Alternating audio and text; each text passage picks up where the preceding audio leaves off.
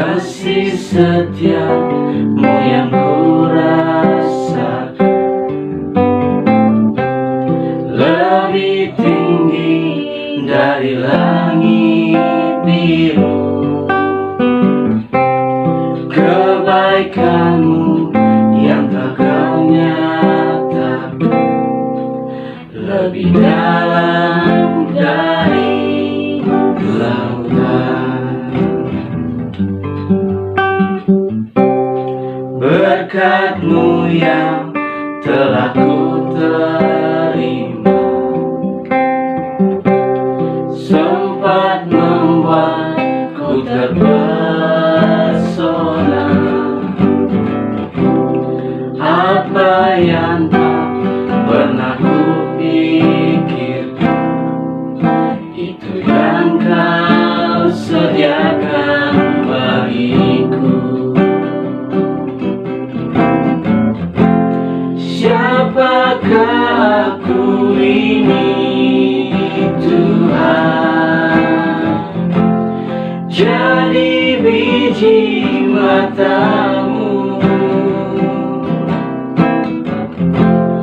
Dengan apa kan ku balas Tuhan selain puji dan sembah?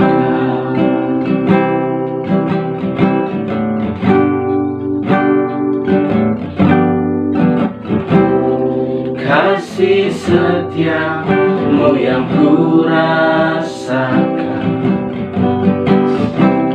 lebih tinggi dari langit biru. Kebaikan-Mu yang tak Kau nyatakan lebih dalam dari lautan. Siapakah aku ini, Tuhan? Jadi biji mata-Mu. Dengan apa kan ku balas Tuhan selain puji dan sembah?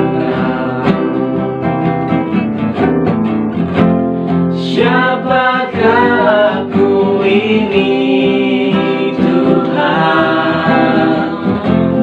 Jadi biji mata-Mu. Dengan apa kan ku balas Tuhan selain puji dan sembah?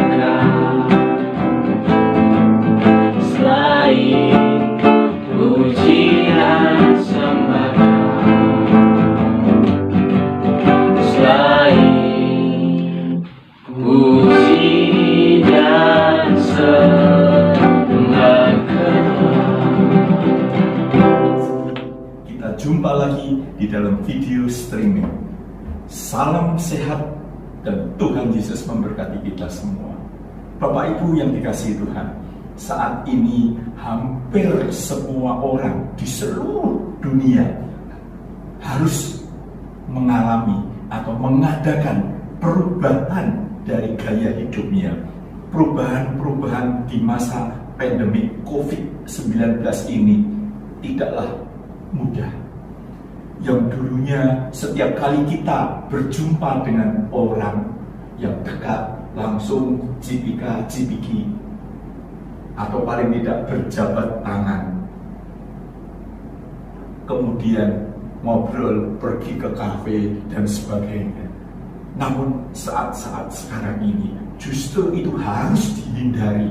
Ya, kita harus jaga jarak, tidak perlu dengan berjabat tangan.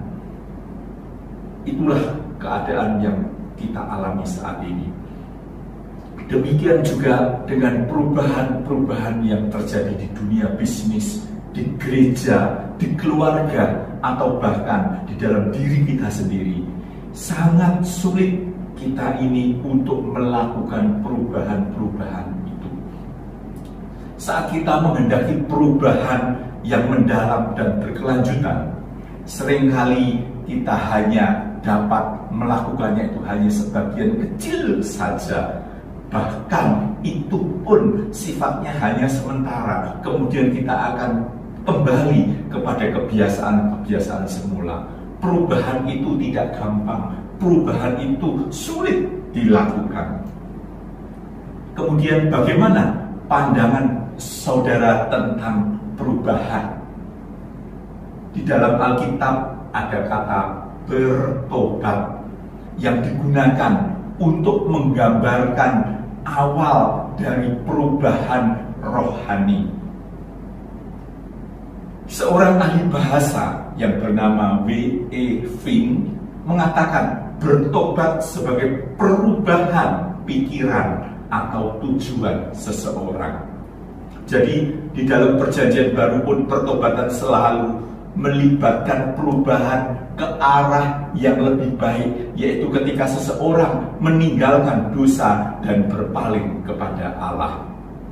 Tuhan Yesus pun ketika dia memulai pelayanannya kepada banyak orang, Tuhan berseru, bertobatlah sebab kerajaan surga sudah dekat.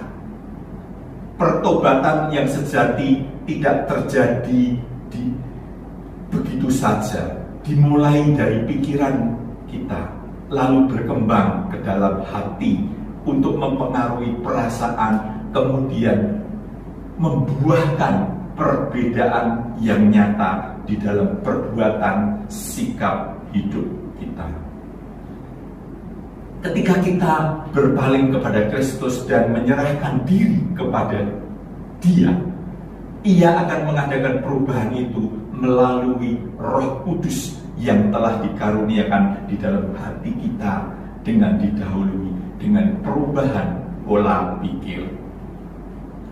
Perubahan dalam pertobatan tersebut perlu ditandai, yaitu dengan baptisan.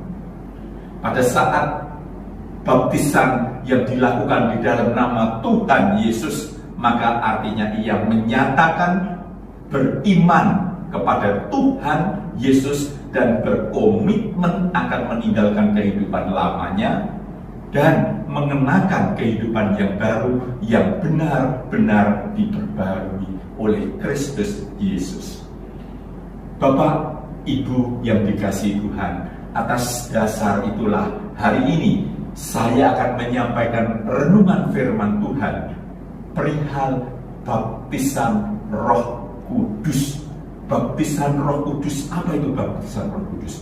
Bapak Ibu yang dikasihi Tuhan, untuk memperoleh pengertian yang tepat dan benar mengenai baptisan, terlebih dahulu kita harus memahami apa yang dimaksud baptisan itu ditinjau dari latar belakangnya. Baptisan sebenarnya merupakan tradisi orang-orang Yahudi, suatu upacara yang diadakan bagi orang-orang non-Yahudi yang mau masuk agama Yahudi. Baptisan tersebut dikenal sebagai baptisan proselit. Kata proselit sendiri menunjukkan kepada orang-orang non-Yahudi yang menganut agama Yahudi. Di dalam bahasa Ibrani-nya, baptisan untuk proselit ini disebut dengan kata tefilah, yang berasal dari akar kata tafa. Artinya apa? Artinya diselam atau dicelupkan. Pada prinsipnya baptisan itu menunjuk pada kehidupan seseorang yang berkomitmen memasuki sebuah cara atau gaya hidup yang baru.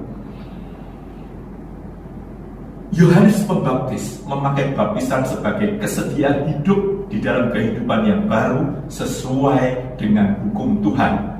Itulah sebabnya Yohanes Pembaptis berani berkata kepada banyak orang Farisi ataupun orang-orang Saduki yang datang minta dibaptis.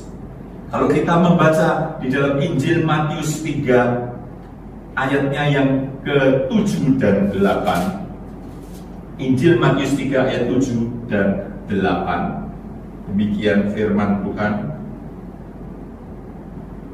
Tetapi waktu ia melihat banyak orang Farisi dan orang Saduki datang untuk dibaptis, berkatalah ia kepada mereka, "Hai kamu keturunan ular beludak, siapakah yang mengatakan kepada kamu bahwa kamu dapat melarikan diri dari murka yang akan datang? Jadi hasilkanlah buah yang sesuai dengan pertobatan."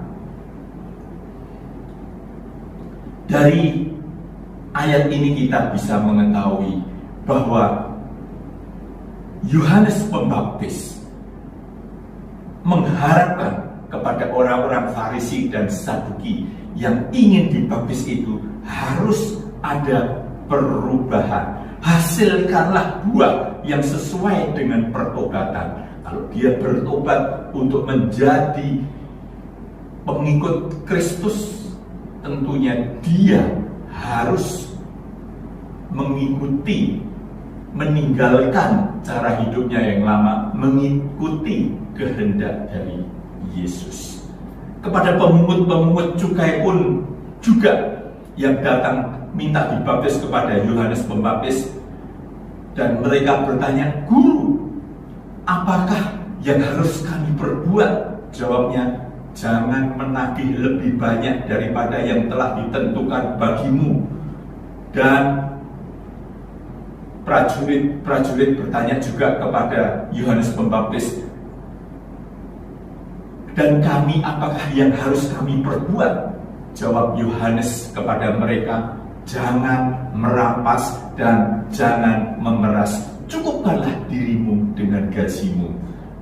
Ini tertulis di dalam Injil Lukas pasal ketiga ayat 12 dan 14. Dari ayat ini kita memahami Yohanes Pembaptis ketika berhadapan dengan prajurit-prajurit Romawi yang ingin dibaptis. Yohanes mengatakan, "Jangan merampas, jangan memeras." Artinya apa? Prajurit-prajurit pada saat itu pastinya dia suka merampas, suka memeras kepada masyarakat, dan itu tidak boleh lagi kalau dia ingin dibaptis. Dan cukupkanlah dirimu dengan gajimu. Artinya ada perubahan, tidak boleh memeras, tidak boleh merampas.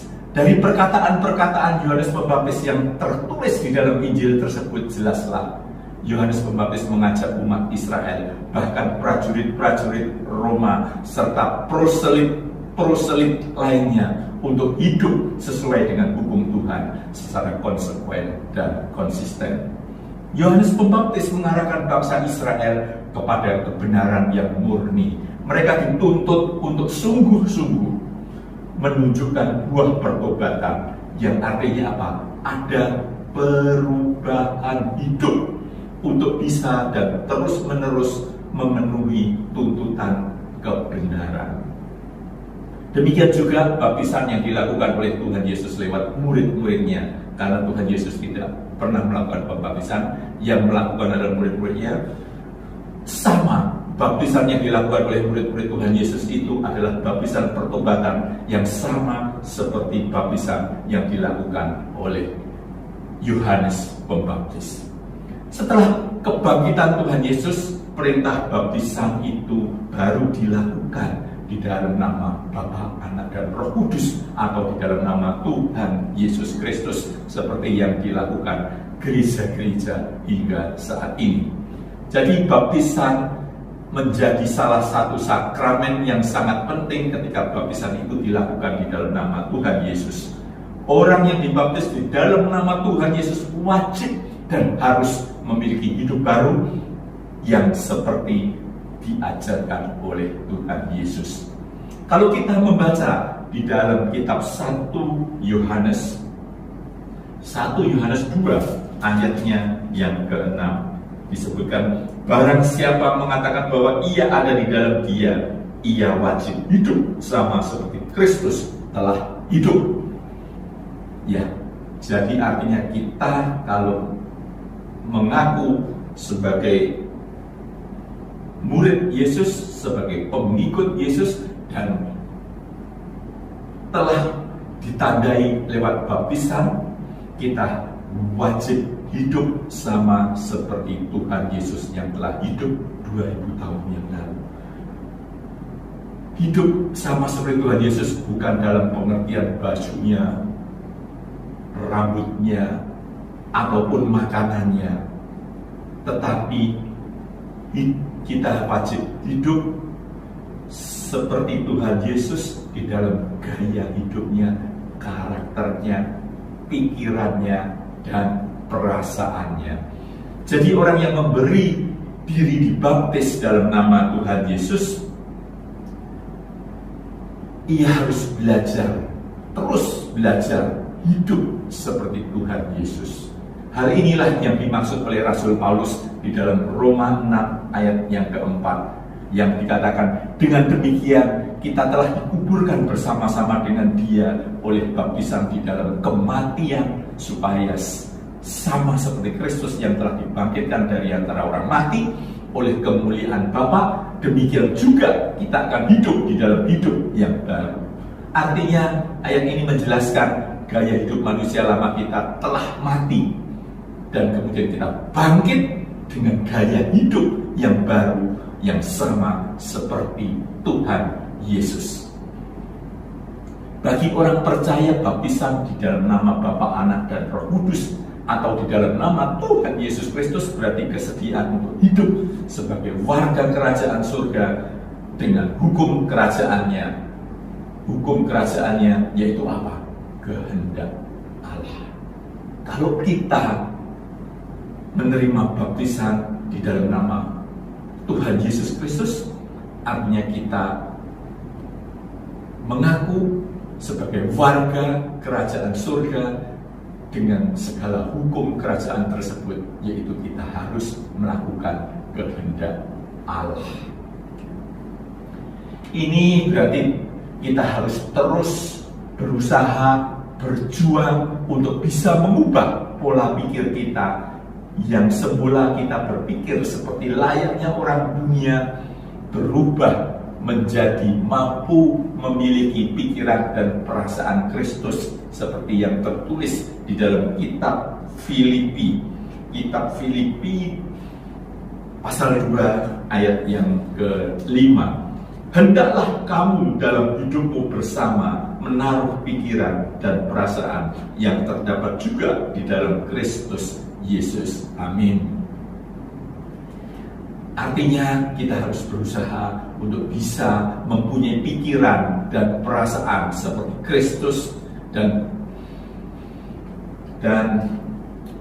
setelah pikiran dan perasaan kita diubahkan, barulah kita bisa membedakan mana kehendak Allah, mana kehendak Tuhan.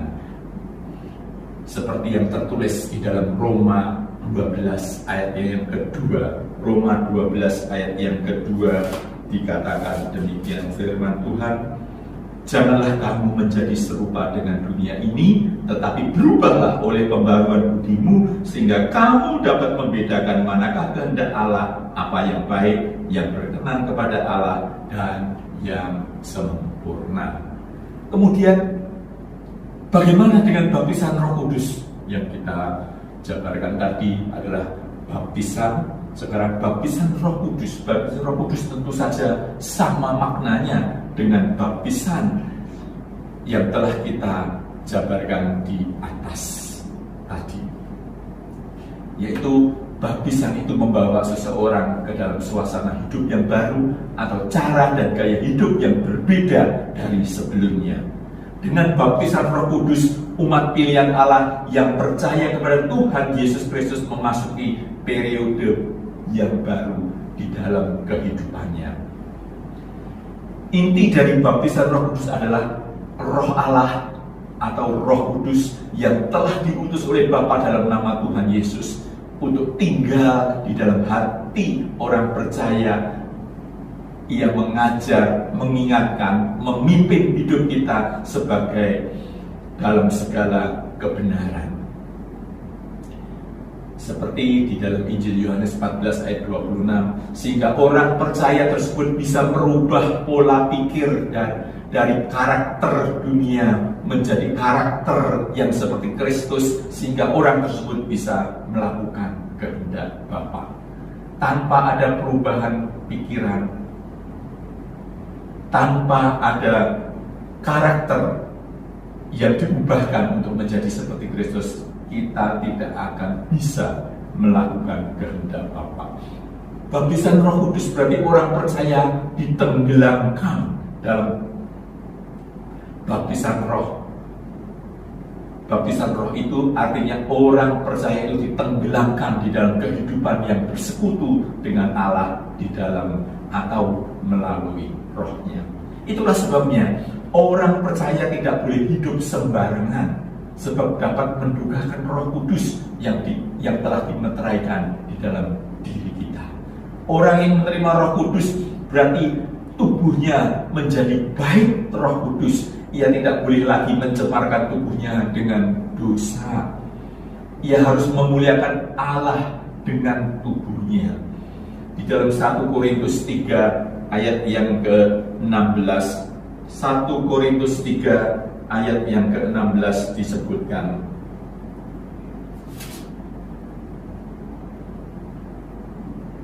tidak tahukah kamu bahwa kamu adalah bait Allah dan bahwa Roh Allah diam di dalam kamu?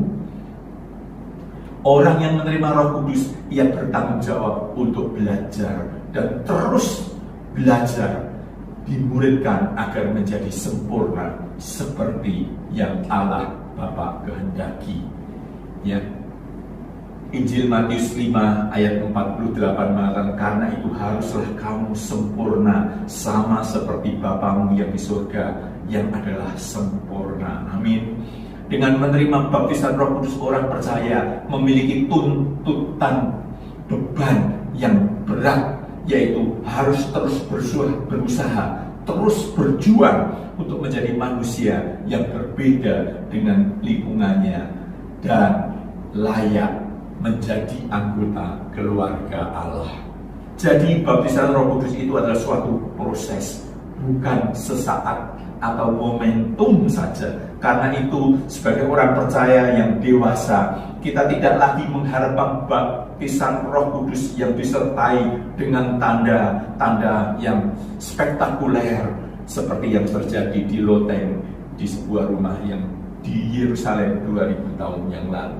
Baptisan Roh Kudus itu proses, tidak dalam seketika, bukan suatu momentum. Artinya kita harus terus merubah diri kita ke arah yang sesuai dengan kehendak Allah. Karena itu kita di dalam memahami baptisan Roh Kudus itu tidak harus dengan baptisan Roh Kudus itu dengan tanda-tanda ajaib, tanda-tanda yang spektakuler. Sebab pada dasarnya ketika seorang percaya kepada Tuhan Yesus, ia telah menerima baptisan Roh Kudus itu. Yang penting adalah bagaimana menjaga hubungan kita dengan Tuhan, hidup di dalam kesucian yang sejati, dan terus di dalam proses pendewasaan atau penyempurnaan. Kalau dalam masa-masa tertentu terjadi lawatan khusus bagi umat Tuhan, ya, di mana ada tanda-tanda spektakuler dinyatakan, seperti yang terjadi di Amerika Serikat, di California, Los Angeles, tepatnya di Azusa Street tahun 1906. Itu sebenarnya hanyalah sebagai pengingat, reminder. Allah mengingatkan bahwa Roh Kudus masih eksis hingga saat ini untuk menuntun orang-orang percaya kepada rencana penyelamatan itu. Esensi daripada api Roh Kudus masih menyala dan membakar semangat banyak orang untuk berjuang menjadi saksi Kristus dan memenangkan jiwa-jiwa bagi kemuliaan Tuhan. Lawatan yang disertai dengan tanda-tanda spektakuler bukan bermaksud agar orang Kristen berharap adanya lagi tanda-tanda spektakuler lainnya sebagai tanda baptisan Roh Kudus. Baptisan Roh Kudus tidak perlu dengan adanya tanda-tanda yang spektakuler. Memang ada, tapi tidak harus dengan tanda-tanda tersebut. Baptisan Roh Kudus, orang yang telah menerima baptisan Roh Kudus itu, dia akan menjadi saksi Kristus. Itulah tanda-tandanya orang yang menerima baptisan Roh Kudus.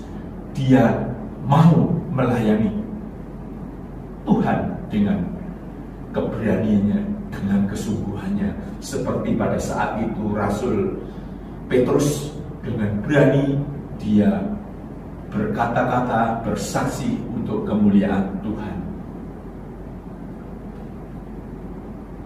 Dengan demikian kita bisa memahami tidak ada istilah Pentakosta kedua, ketiga, dan seterusnya. Yang ada adalah semangat Pentakosta di mana Roh Kudus dikaruniakan bagi setiap orang percaya, memimpin orang percaya yang merespon untuk hidup benar, melakukan kehendak Bapa, menuju kepada kesempurnaan, sehingga keselamatan kekal itu tidak sia-sia. Kita bisa hidup kekal bersama Tuhan Yesus di Yerusalem yang baru, langit baru, bumi baru, surga yang mulia. Haleluya, haleluya, amin.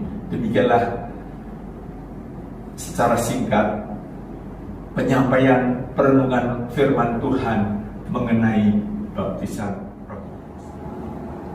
Itulah ungkapan hati kami ya Tuhan, sekaligus menjadi iman kami, bahwa sungguh kasih-Mu kepada kami Tuhan merupakan kasih yang sempurna, yang telah terbukti ketika Allah Bapa menyerahkan putranya yang tunggal, Tuhan Yesus Kristus, menjadi juru selamat kami.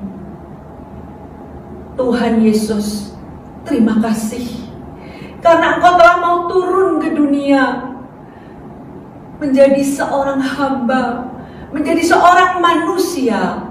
Dan ketika Engkau menjadi seorang manusia Tuhan, Engkau telah mentaati kehendak Bapa, bahkan taat sampai mati di atas kayu salib. Tidak ada karya yang lebih besar lagi seperti karya keselamatan yang telah Engkau tunjukkan ya Tuhan. Engkau telah praktekkan di dalam kehidupan kami. Terima kasih Tuhan, terima kasih.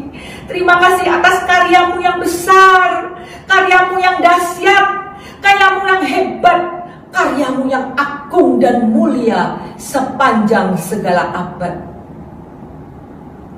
Tuhan Yesus, tak lupa kami mohon ampun ya Tuhan atas semua dosa dan kesalahan kami.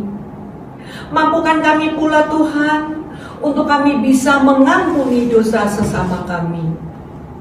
Kami pun menyerahkan pikiran dan hati kami Tuhan. Kiranya Engkau membersihkan pikiran dan hati kami, menyucikan pikiran dan hati kami Tuhan, sehingga pikiran dan hati kami telah siap dipenuhi oleh Roh-Mu yang kudus, Roh Yesus Kristus. Terima kasih Tuhan, terima kasih. Kami telah siap Tuhan masuk ke dalam perjamuan kudus dengan Engkau ya Tuhan. Terima kasih. Haleluya, haleluya. Sekarang Bapak Ibu yang dikasihi Tuhan, mari kita siapkan roti dan anggur. Bagi yang sulit menyediakan roti dan anggur, boleh diganti dengan teh dan biskuit atau yang lainnya. Sebab kita menekankan kepada maknanya, bukan simbol, tetapi maknanya. Untuk itu, sebelum kita menyambut roti dan anggur ini, kita naikkan satu pujian. Kasih Allahku sungguh telah terbukti ketika Dia serahkan anaknya. Kasih Allah mau berkorban bagi Kau dan aku, tak ada kasih seperti kasih-Mu.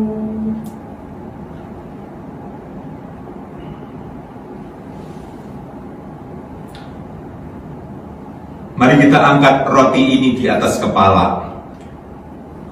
Tuhan, terima kasih buat tubuh-Mu yang telah terpecah-pecah buat kami.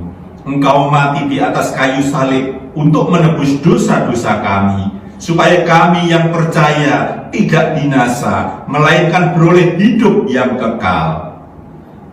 Bapak Ibu yang dikasihi Tuhan, apakah Bapak Ibu percaya roti yang atasnya sudah diberkati ini adalah lambang persekutuan dengan Tuhan Yesus? Amin. Mari kita makan dengan iman dalam nama Tuhan Yesus.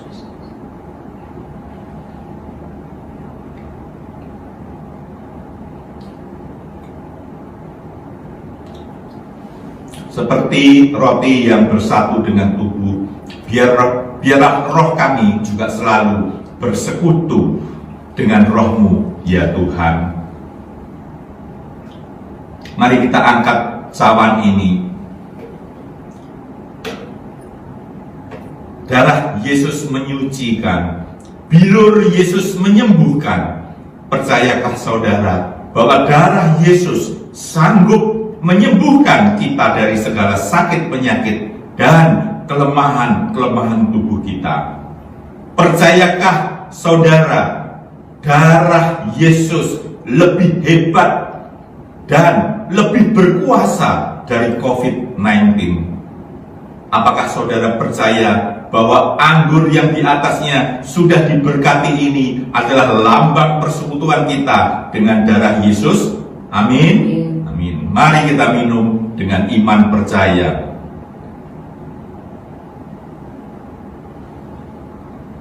Haleluya, haleluya.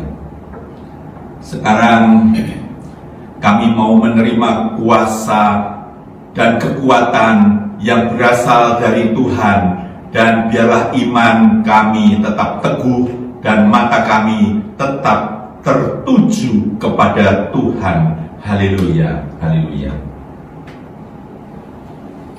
Karya terbesar dalam hidupku, pengorbananmu yang selamatkanku. Engkaulah harta yang tak ternilai, yang ku miliki dan ku hargai. Yesus Tuhan ku kagumi.